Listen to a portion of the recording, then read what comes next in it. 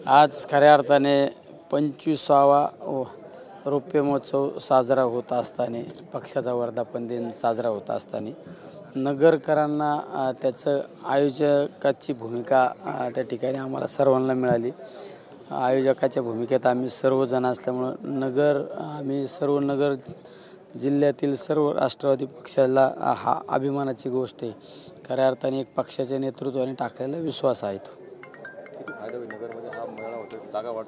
नगरमध्ये या वर्धापन दिनाचा फायदा तर होणारच, पण त्याचबरोबरीने राज्यात सुद्धा याचा फायदा होणार।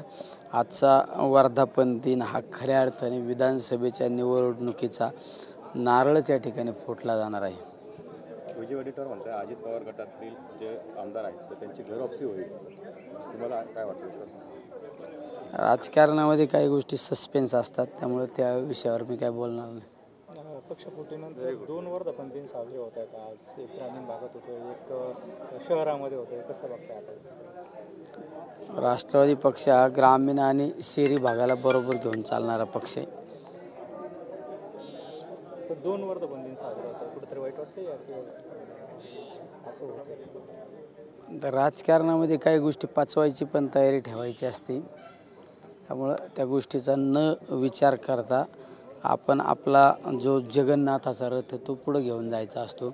त्याचंच उदाहरण पाहिलं असेल ना, 10 जागामध्ये 8 जागा राष्ट्रवादीला मिळाल्या, त्यामधली 1 जागासुद्धा शिंदे साहेबांची ते पिपाणी चिन्ह असल्यामुळे ती 1 जागा गेली, नाही तर 10 मध्ये 9 जागा तर पूर्णपणे यश मिळालं होतं। म्हणजे एवढं घवघवीत यश आतापर्यंत कधीच मिळालं नव्हतं।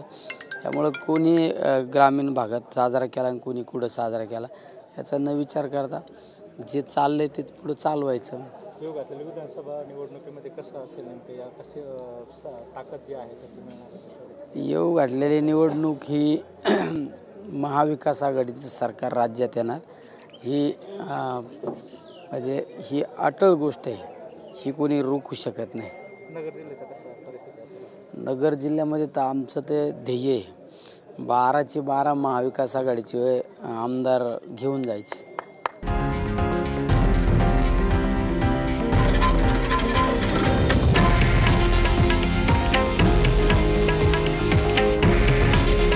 हे आहे देशातील नंबर 1 न्यूज नेटवर्क आणि आपण पाहत आहात TV9 मराठी।